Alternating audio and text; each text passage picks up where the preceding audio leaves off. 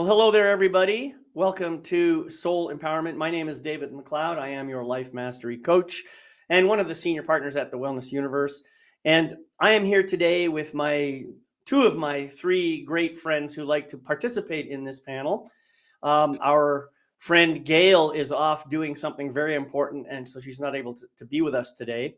But the three of us are going to talk with you today about this idea of commitment and how sometimes we can get ourselves stuck in the idea of, I have to do this because I made the commitment to do it. And so we're calling this Commitment Conundrum. But before I proceed any further, I would like to take a moment and invite my panelists, my fellow panelists, to introduce themselves. I'm going to start with you today, Scott. Hi, thank you very much, David.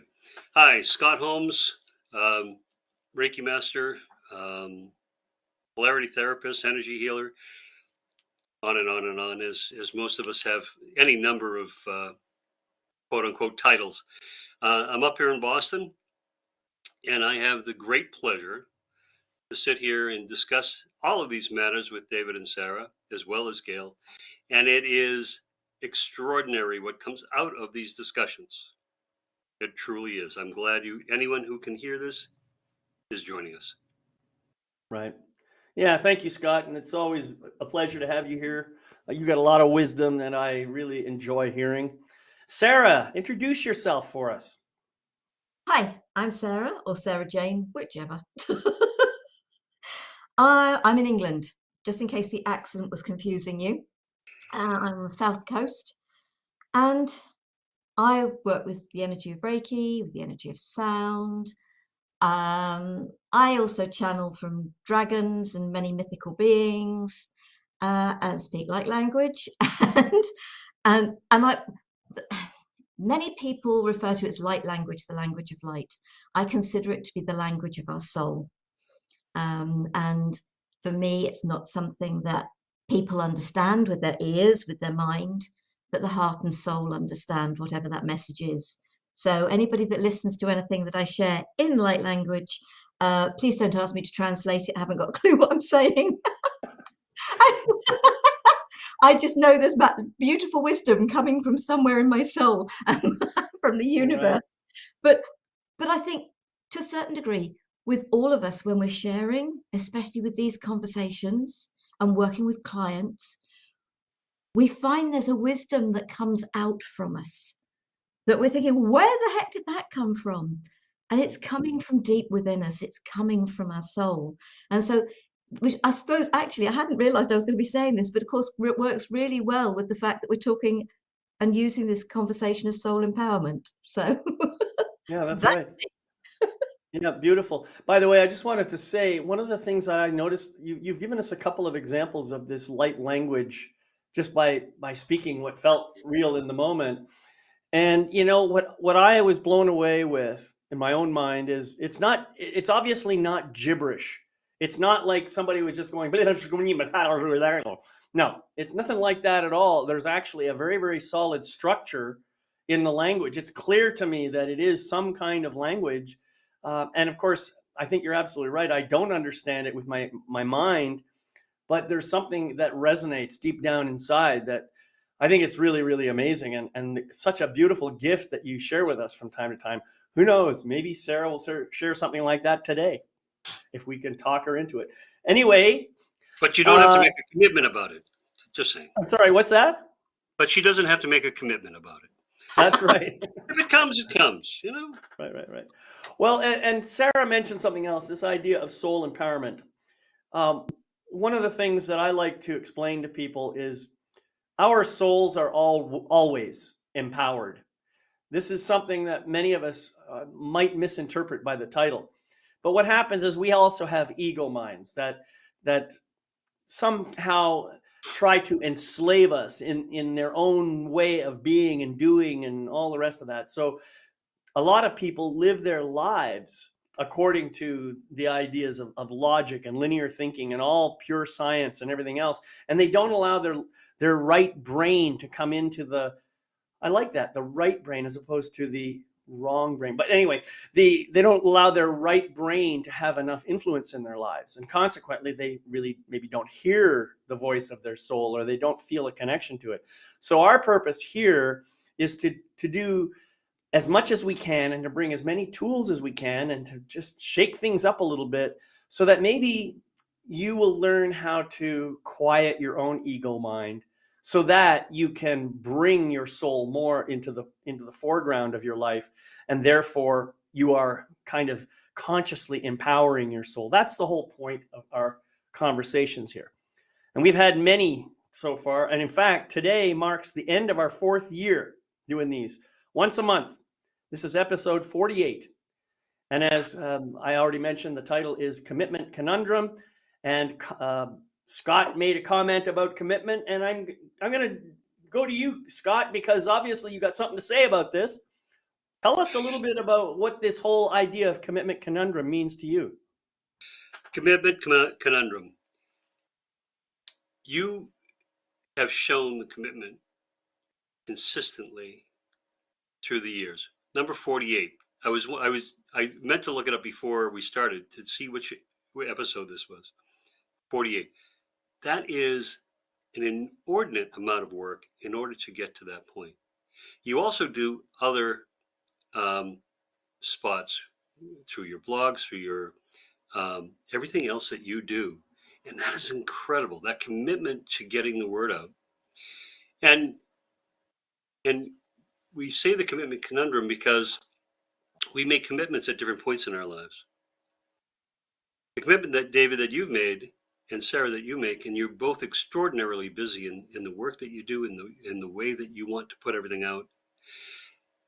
And it's amazing. And it's not because it's work, it's because it's joy, it's because it's what's coming out of your soul, because you've gotten to the point where you want to share all of that. And because this is not, although it requires work, it is not work. It is what you were meant to do. It's when we make those commitments, the things that don't feel right, that don't hit in the right spot. And we've all done that. I was always taught myself growing up, you make a commitment, you stand by it, period. I was the oldest of 4. And I was always the one that my father expected to make the commitment, to show that I always had to be at my best, because I was supposed to show my younger siblings, my 2 sisters and my brother, how things should be done. Consequently, I spent more time grounded in my bedroom than anybody, all 3 of them put together. That's another different kind of commitment. I was committed to staying in my room because I was really bad, according to my parents anyway. But it's that the commitments we make through our life, how we give to them, and when they don't work anymore. That's the conundrum part. I was always taught, once you make a commitment, that's it. Once you get married, for life.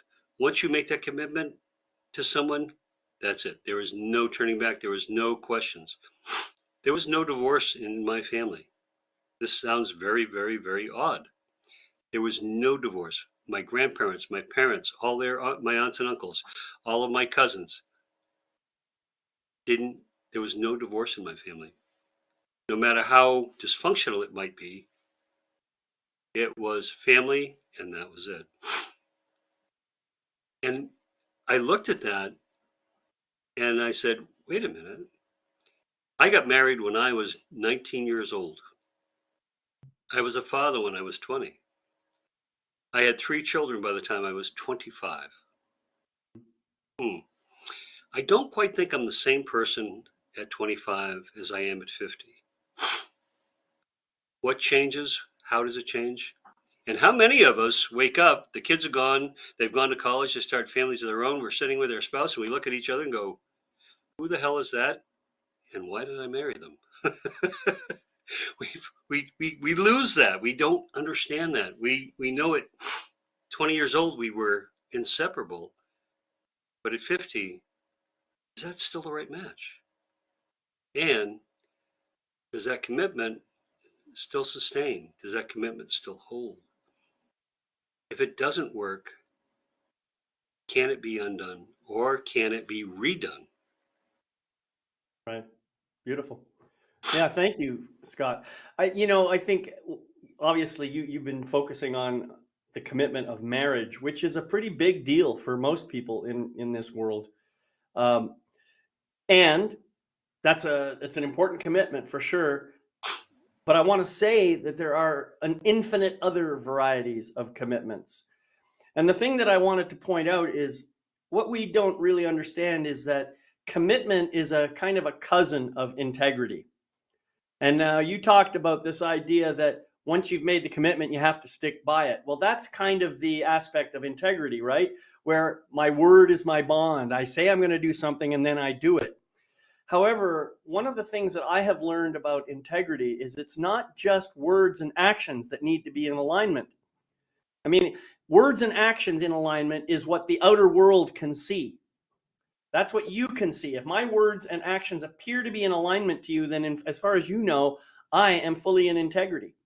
But what if my thoughts or my feelings don't align with those words and actions? In other words, I'm doing something in order to honor a commitment that I made to you, but I am absolutely hating every step of it. What happens then? My heart and my soul are just not in it anymore. I'm doing it because that's what I'm expected to do. You see, this is the challenge that we have to deal with. And what would be a person who's truly in integrity would have thoughts, words, actions, and emotions all lined up, pointing in the same direction. That's the way it would work. And so when you have that kind of an alignment going on, then commitment really does feel good. But the problem is, and this is what I really think we need to get to, is I may even make the commitment initially and be in that state.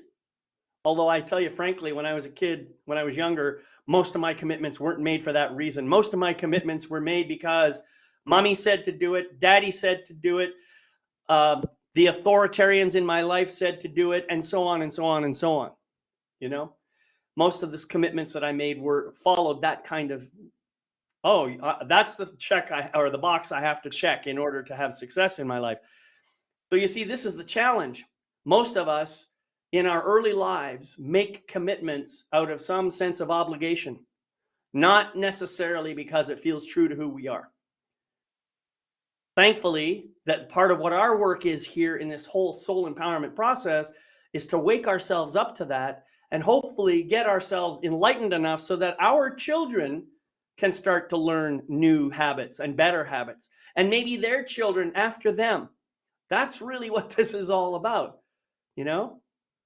So, yes, that's just my little spiel on kind of in response to what you said. Sarah, I'd like to hear your perspective. I'm going to follow on from a part of what you said about, obviously in our younger years, etc.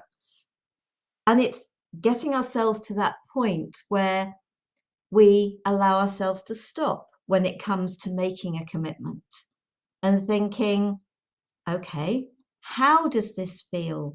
Does this resonate in the way that the individual's talking about it? Is there another way that I can participate that feels right? And it's down to us. If we're going to say, for me, it's that learning to say no. And for those of us who've spent many years of our lives being people pleasers, we struggle with the no. But what I would say to everybody is be honest, be 100% honest with other people. If they ask you whether you'll join in with something, do something, whatever it is, and you're not sure, you'd like to have time to think about it, say you'd like to have time. Can you give me half a day, 24 hours, whatever it is? I will come back to you. And if the answer is no, you don't have to give a reason. You say no. Don't be in that place that I have been in so many occasions where I've said yes and thought, what the hell have I done? Right. But because I'd said yes, it hasn't been a conundrum because it's just like, I've said yes, I've got to do it. So it's finding that power within ourselves, being true to ourselves, to say, sorry, this isn't for me. I really wish you all the very best. And there's another way of thinking about it. Your constant yes holds two people back. It holds you back because you're involved in doing things that don't resonate with you, rather than doing the things that you should be doing, that do resonate, that do feel comfortable, that do feel part of your journey. Mm-hmm. And you're holding the other individual back because you're doing stuff for them. And this is what I say to people: I am not a doing, I am a being. It is about being true to ourselves in the things that we do, rather than just doing things and thinking, oh my, what am I doing here? You know, Beautiful. and I don't think that about this. Right. Yeah, this but is but I think you're absolutely right. The idea that we are a being rather than each of us is a being rather than a doing. And doing is simply a reflection of who we are being. And I think that, there's a lot of other wisdom that came on. You talk about this idea of honoring your no. And I think it's important to do that. But what came to my mind as I was thinking about this is I'm sure many people have heard about the improvisational technique called yes and. So if you're improvising or, playing games of improvisation with people and you're just doing these little skits, somebody introduces an idea that maybe doesn't feel right to you. The question that you ask is, how can I find a yes here while still honoring my truth? And I've participated in some of these, and I know I've caught myself, you know, acting out a part, and I was really kind of attached to the part that I had picked, and somebody throws in a new idea that kind of throws me for a loop. I said, wait a minute, so there's my no right there. You see, rather than saying, yes, I see you did that, and now what can I do? So there's a way of, you're we talked about honesty. It's beautiful to be honest, but we don't have to be brutally honest. We don't have to be mean about our honesty. We can be warm and loving and compassionate in our honesty. And we can say something like, sounds like this is something that you're really excited about, and good for you. I'm just not feeling the energy right now for that. I've got so many other things on my plate, and that just doesn't feel aligned with me in the moment. So if you don't mind, I'm going to pass. And who knows, maybe next week something will change. Maybe next month something will change.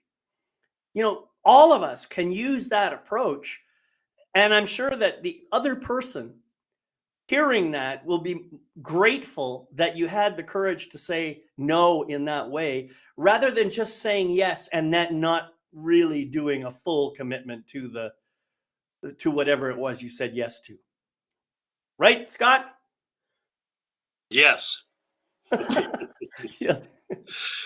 So I was always the yes guy, and when my kids were in school, there was always that my wife was a teacher, and so we were very involved in their schooling throughout public school. So we were on the PTA and we were on all of these different committees, and we got more involved. And I looked at my wife one night. We had to go to two different meetings because they were at the same time, and we were both out of the house. And I said, we're doing this for the girls, right? Yeah. Well, how come they're home alone now 3 nights a week while we're out doing committee work and doing things to help them? We're kind of losing these years. And we looked at each other and we quit half of everything we were doing, and we only kept a few things going that were important for the girls' education, so that we didn't say yes to everything. I have been much like you, Sarah. I've been the master of yes. If anybody needed me, yes, I would be there. Whatever it was, I would drop whatever for me. And David, in thinking about it, I unconsciously I do this now. Someone says, "Hey, you want to do this?" Yes, but let me check my schedule. I don't turn them down.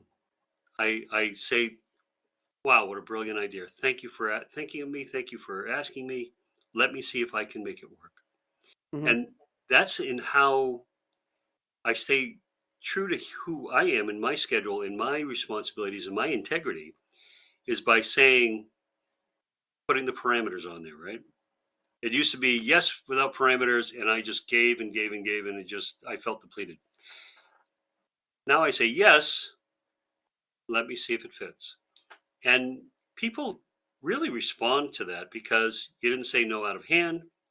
Say, wow, that's kind of a dumb idea. No, you validate them, you thank them for thinking of you to be a part of that, and then you take that time to be able to see that can it fit? Does it work? Does it maintain my integrity to myself?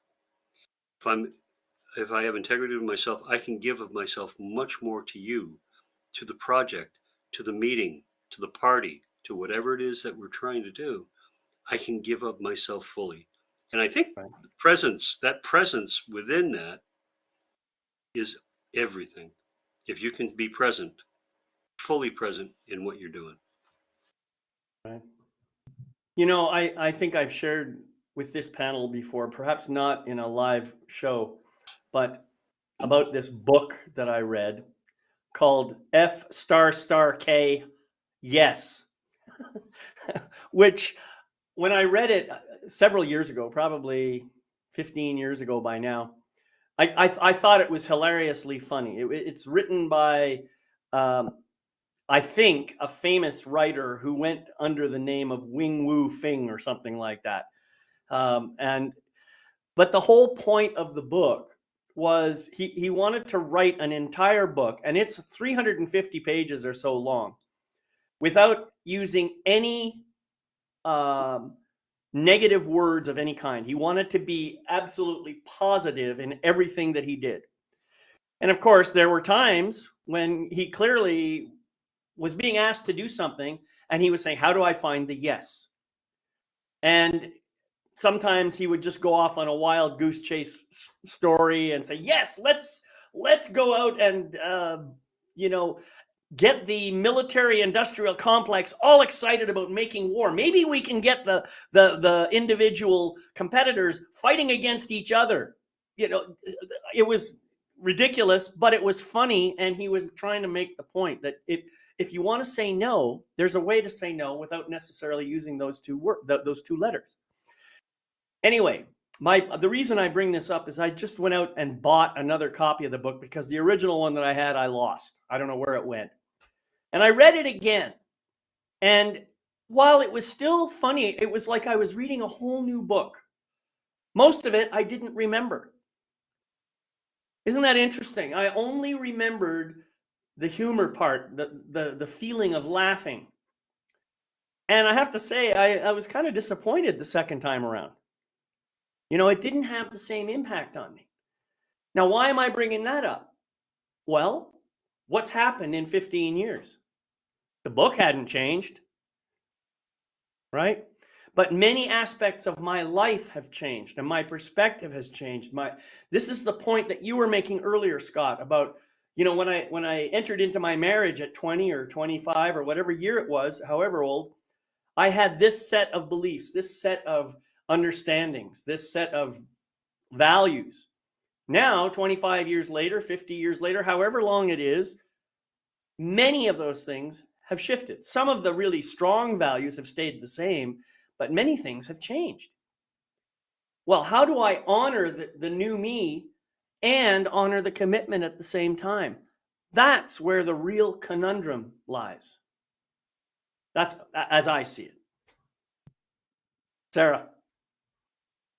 I'm thinking about I started a series which is still going, but I started it with one individual.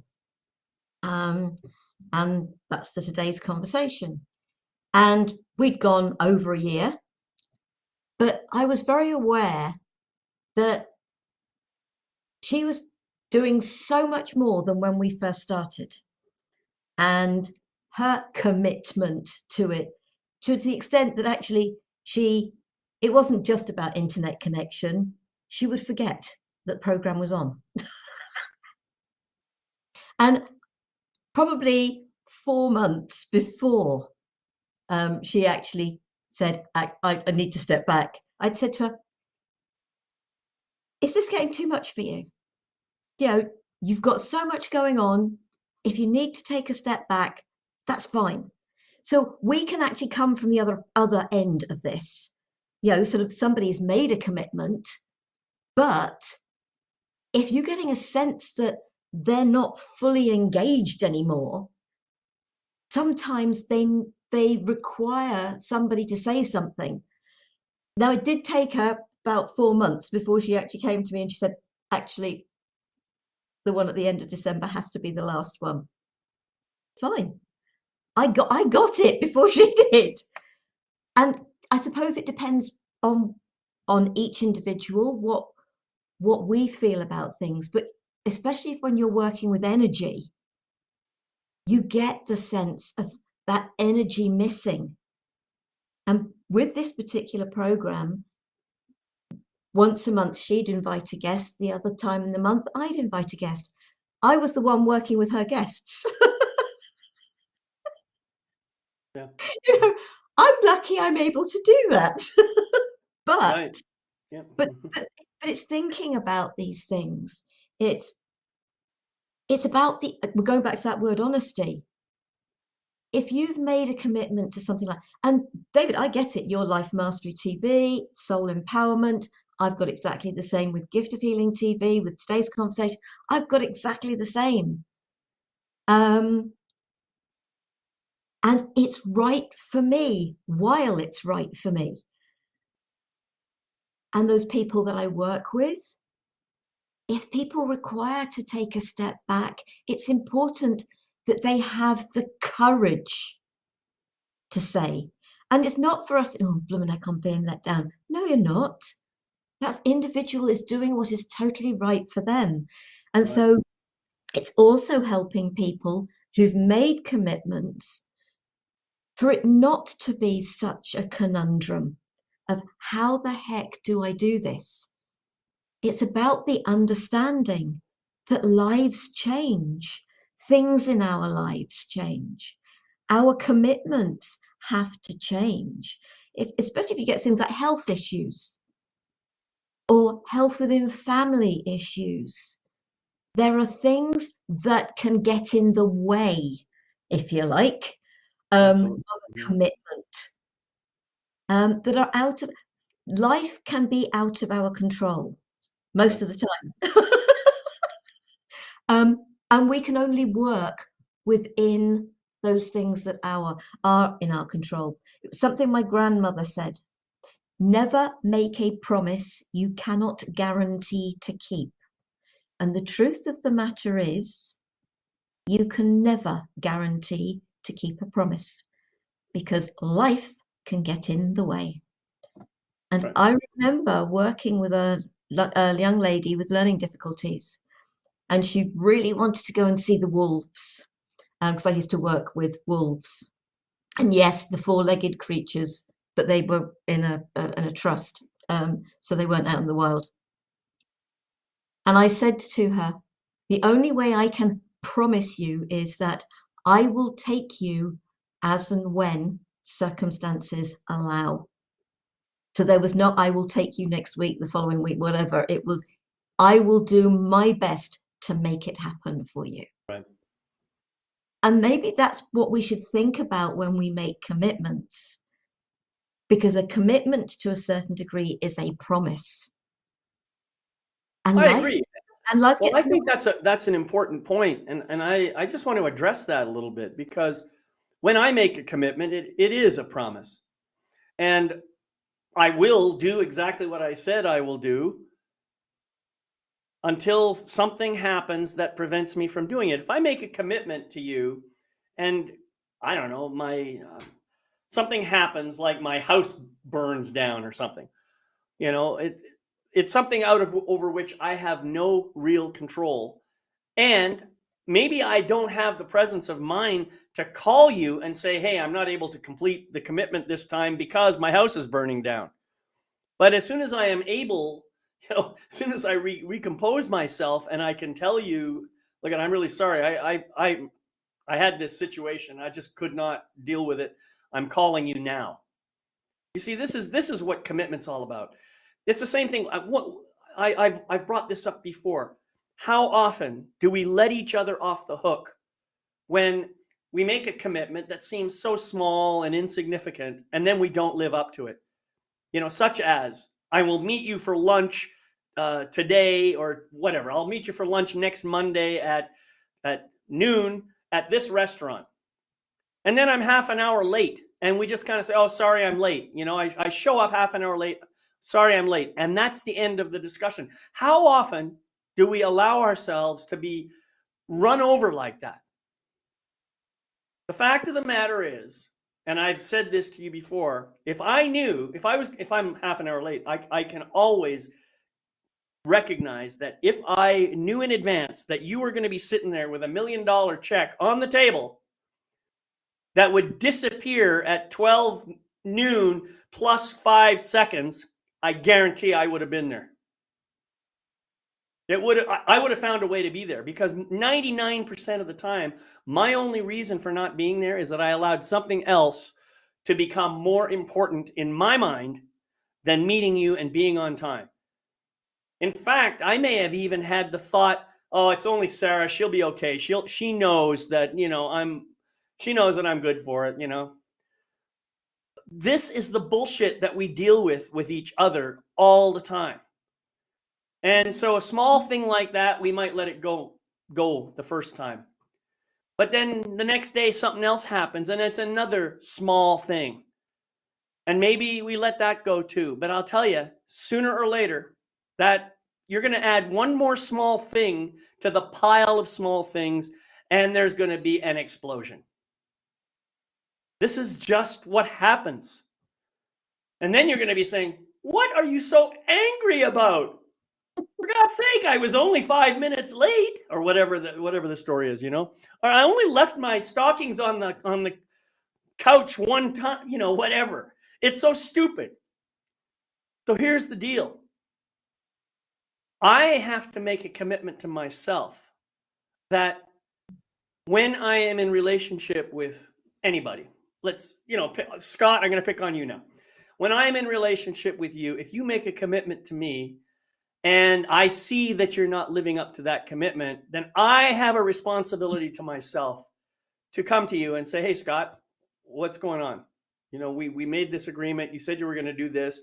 It's not happening. Tell me what's going on. There might be a good reason for it. And at that point in time, you can tell me the truth, right? And you can take ownership of whatever it was that happened. When we learn to approach each other in that way, even when it's a small thing, if we deal with the small things, we won't have the big things later. So part of my responsibility in any relationship is to remind people of their commitments, people who make commitments to me, and not let it slide when they say they're going to do one thing and then they don't do it. That's my responsibility. On the opposite side, my responsibility is when I say I'm going to do something and I don't follow through, then I really, to be completely in integrity, I have to come back to you and say, I realize I made this commitment to you and I did not keep it. I don't have a justification or an excuse. I think I allowed something else to become more important in my life. And I guess the message I'm unconsciously sending to you is that you're not important to me, which that's the last thing I want you to hear from me. The truth is, I let something else just get in the way. There's some opportunity for me to do some work on that. I could do some processing or stuff, but people aren't always ready to hear that stuff. But ultimately, that's what we have to do, I believe, in order to get out from under these commitment conundrums that we find ourselves in from time to time. Scott, looks like you're ready to say something. It ties in directly. I counsel a young man. He's in his mid-20s, and so we had set a date to meet for dinner. We meet for dinner. We talk about things that's going on in his life and how to do it. He hasn't had a father figure in his life for quite a while. And I got back to him to confirm the date, and I don't hear anything. And I kind of understood what was going on. I said, hey, if you need to reschedule this a day out, if you need to reschedule this, it's no problem. And I always find that when we allow that in people to be able to manage their lives and have an understanding of it, with the integrity, you talk about the integrity, that's really where it is. And he was so thankful. He said, yes, can we put it off for next week, till next week? And it's like, absolutely. He wanted desperately to honor his commitment, but he was having problems, but he didn't know how to say it. He didn't know how to process it. And saying, using your voice and being able to be fully present, I find being able to say things with clarity, with compassion, with in your dealings back and forth. The other thing that really struck me when we were talking about yes is when we go to the Far East, in much older cultures than ours, right? They say yes, but there are 17 degrees of yes. If you go to Arabic, if you go to Arabic, if you go to Far East, if you go to India, they never say no, but it's the degree of yes. We take it yes, no. They take it, well, we've learned. We don't want to upset anybody. We can say yes. It's not a real yes, or it might be a yes that might take 2 months, or it might be an immediate yes, but there are degrees of yes. And I think there is a language that we don't have, and we haven't developed the capacity for that. In English, we're pretty clear cut, right? Yes, no. In those older societies and in those older cultures, there is degrees. And I think sometimes that's where we get caught. Right. Yeah. Thank you for that. And there's another thing. As you were speaking, I was thinking, well, one thing I can always say is, yes, it sounds like that's very valuable and important to you. I haven't said yes, I'll do it. Nope. Anyway, Sarah, go ahead. No, I think the comment you've just made is it's about listening, because you've said yes, but your yes isn't a yes, I'm in. Your yes is a different type of yes. Exactly. It's a yes, I've listened to what you've said. And so but hang on a minute, you've just said yes. Yeah, but did you listen to the rest of what I said? And so isn't it about listening? And I think this goes for absolutely everything. I've sort of thinking about, I had a whole group of friends here at the weekend, because we were celebrating a friend's 60th, the youngest of our group, sort of, and people are so good at, you start speaking and they jump in and they don't let you finish. And I see this within the family all the time. My mother is appalling at it, and I try to get myself out of it. But when I'm back with the family, I know I think, no, Sarah, stop doing it, because it's very much a learned behavior. It's, you stop listening the minute your mind comes in, I've got something I can add to that. So it's, can we stop ourselves and encourage ourselves to listen to everything before we comment? And then it's that, that's interesting. And as you said, Scott, can I have time to think about it? Look at my schedule, etc., etc. It's really important, because it gives you that time to sort of think about and feel what's right for you. Is there an aspect of that really interests me, but the rest doesn't? Mm-hmm. And sometimes, especially if it creates some sort of little project, whatever that might be, it's actually maybe helping them. I'll get involved in that aspect if you're up for that, or you can find someone else to help you with that, whatever. And sometimes it's, what's the old saying? Many hands make light work. Sort of, And it is. And it's also about having many minds in there that can think about things and come up with different ways of doing things. If you have these sort of where you get together and I'm just trying to think, there's so many names that they call them, sort of, but think about things and put ideas. But we have our get together before these programs to decide what our programs are going to be. We have a conversation. We have no idea before the program start, before the conversation starts, but we have an idea obviously by the time the program starts. Right. And what commitment are we then saying? Yes, providing nothing else happens, I'm happy to commit to that. But all of us know we're all getting that much more mature in our years. That's a And things, polite way of putting it. yes, and things happen within lives. My mother is still alive, but my father isn't. I've got much older, well, they're second cousins or whatever the terminology is for them. So they're much older members of the family, but my grandparents have all gone. But I've also got great nieces and nephews, and siblings. Who knows what can happen within families?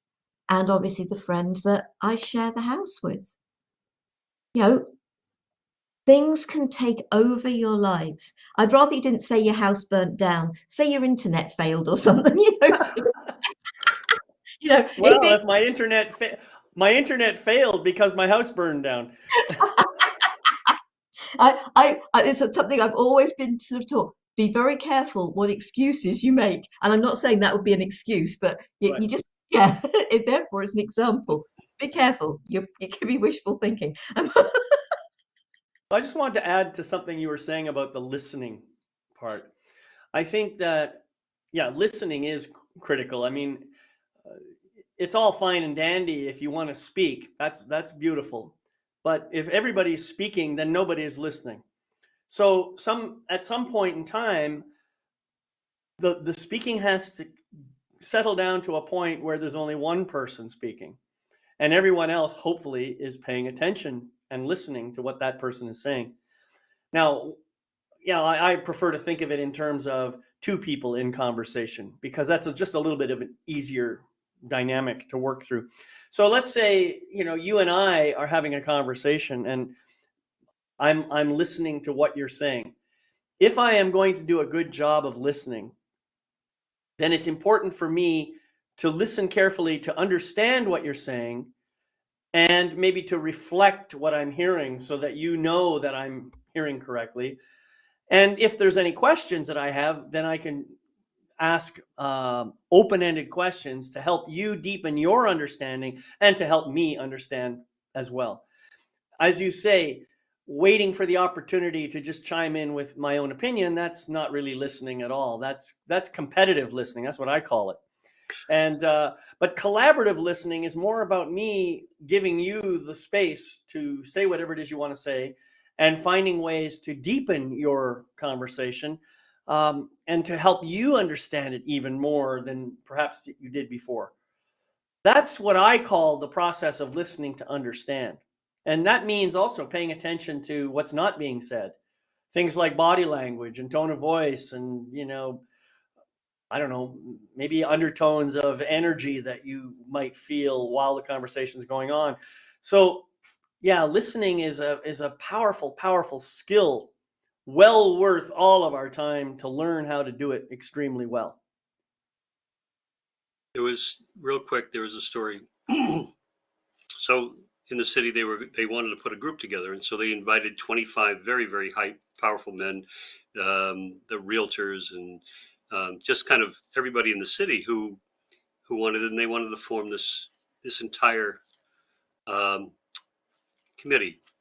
And I was invited along. I never understood why, but um, so there was all these type A personalities, and everybody wanted their chance to speak.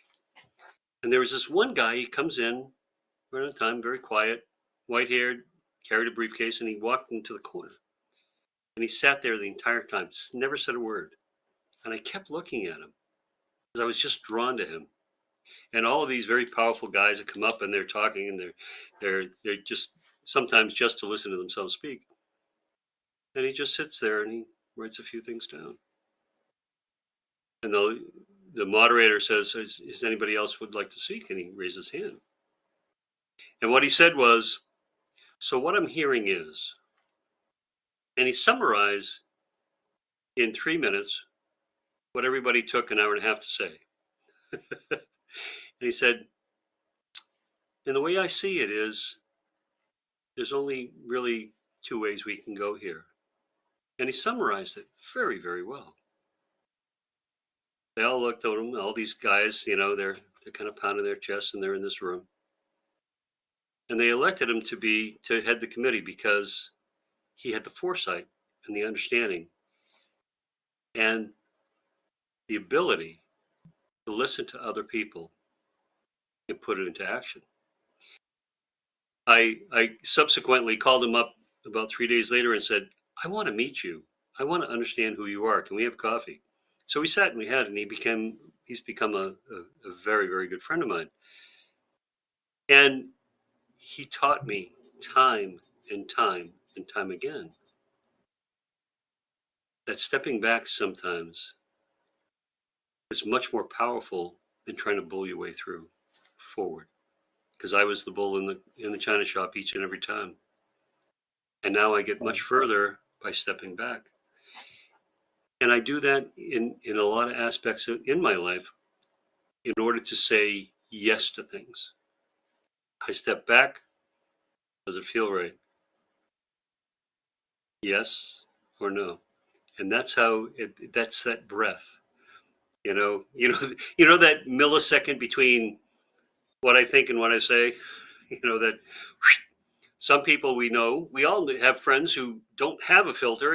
Everything just pours out. And now I try to have that breath and elongate that breath much longer than that millisecond. I try to expand it because I want to be in integrity, in compassion, and true to myself when I commit to those things, no matter what relationship that is. By the way, I value so much the relationship that we all have been able to kind of cement between the four of us, Gail included, in going through all of these aspects of our life in soul empowerment. And for those of you who have listened to this on any level at any time, I really hope you take away the compassion, the understanding, and the learning that each one of these people have. It's really amazing because I've enjoyed it and I've gotten so much out of it. Well, thank you for that, Scott. That was beautiful. And I love the story about your friend. And I think you're absolutely right. There's always somebody who hasn't got the need to be seen. We all like to be seen. We all want to know we are seen. But when we have the need to be seen, that's usually coming from ego and not from soul.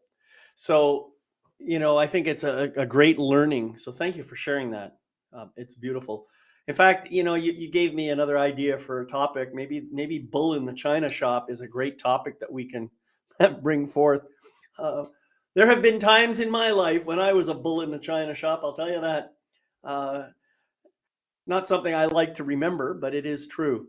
Um, so that the other thing that we haven't really talked about this very much, at least not today, is this idea of responsibility and accountability.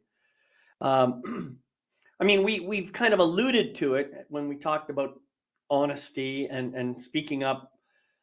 That comes though from the awareness that either one of us, I or you, one of us in this relationship is appearing to be out of integrity. Now, in myself, I know when I'm out of integrity. I can feel it. I can tell because my thoughts, words, actions, and emotions are not all aligned in the same direction. And but not everybody has that same kind of guidance system, I guess. Maybe they haven't developed it to the same level that I have, or maybe they weren't born with it to the same degree that I was. I don't know. So part of responsibility is for me to recognize when that alignment starts to get skewed, right?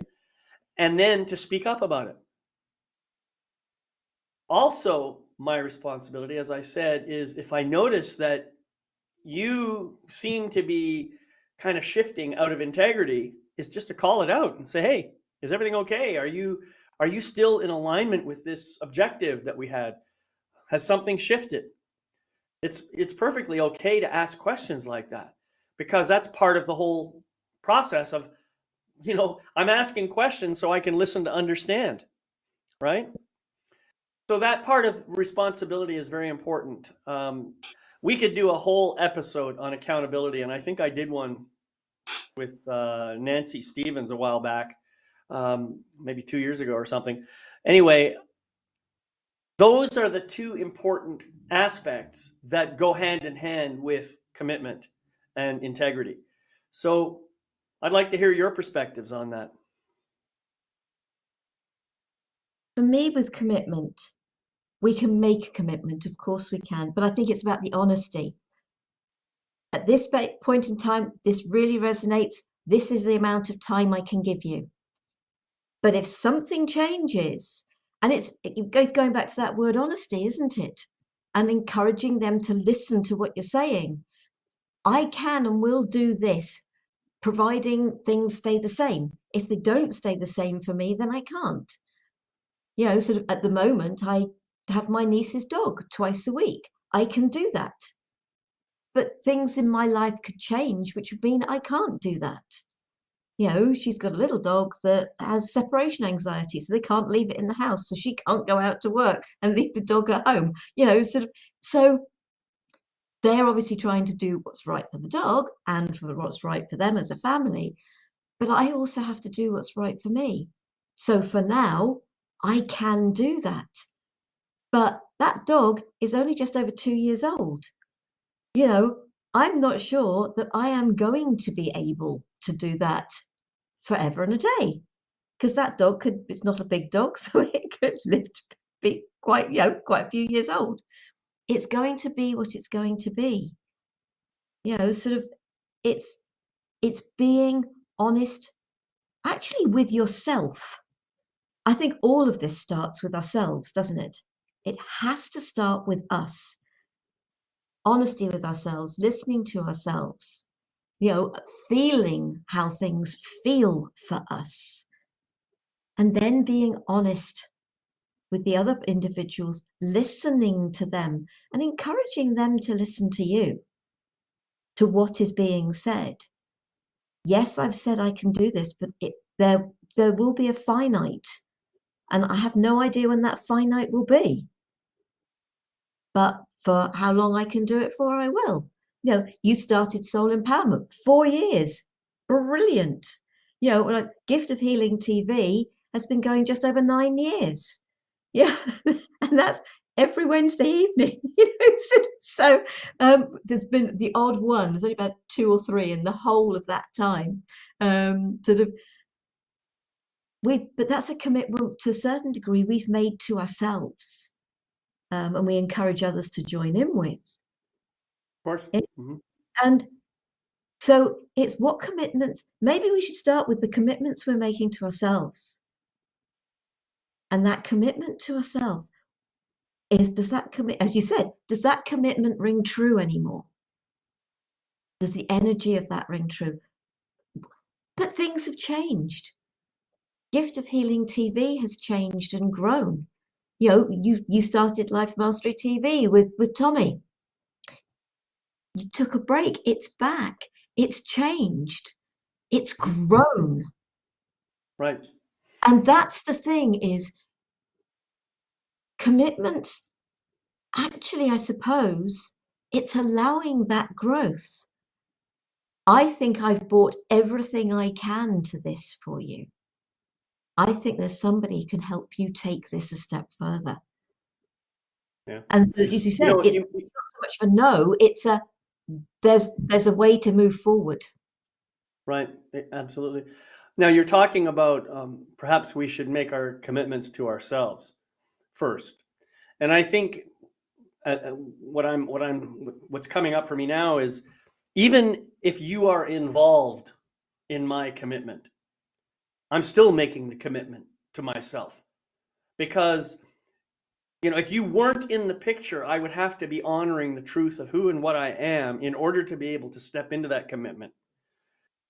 So every commitment that I make is ultimately a commitment with myself, even though other parties may be involved in whatever that commitment might be. Scott, what do you have to say about the idea of responsibility and accountability?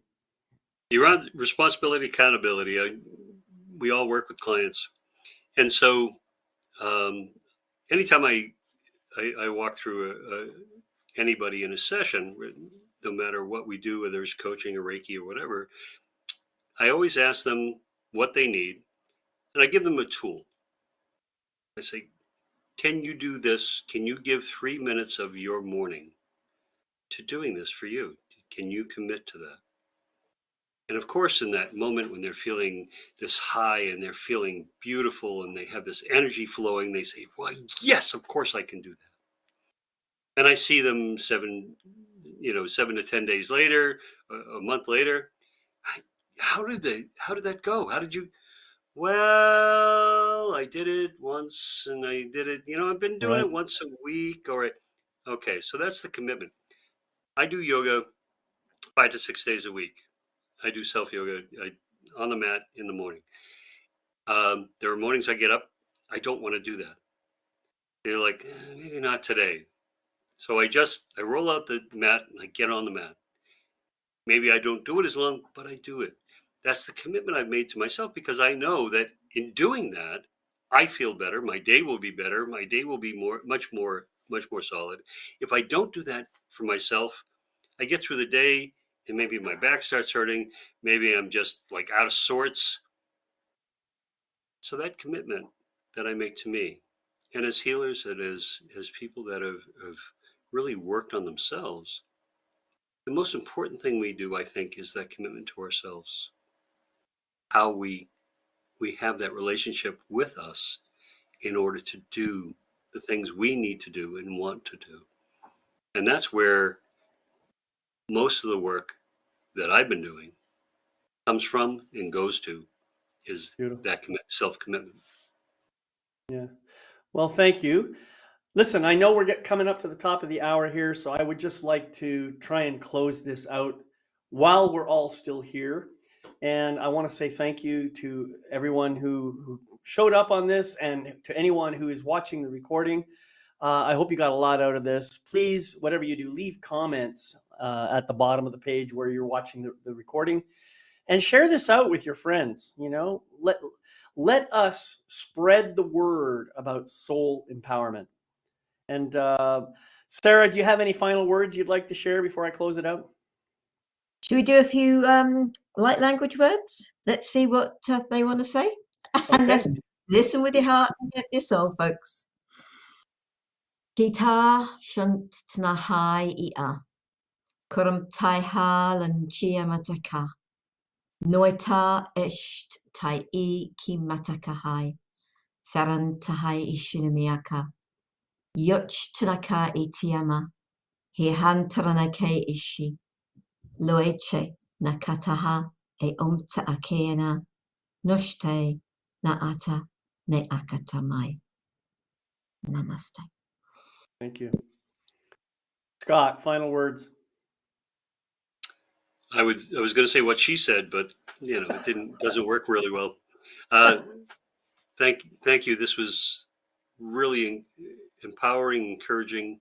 I love the subjects that we talk about. I enjoy the energy, and I second what David said. Is this isn't about us? It's about the word that in the subjects that we're talking about, to enable everyone to grow, to heal, to be. Yeah, beautiful. Well, thank you both, Sarah and Scott, and also Gail Nowak, who is not here today. We think about you, we bless you, we love you, and we love everybody that participates in these shows and just comes and listens and opens their hearts and is on a path of soul empowerment. We'll see you next time. Bye-bye for now.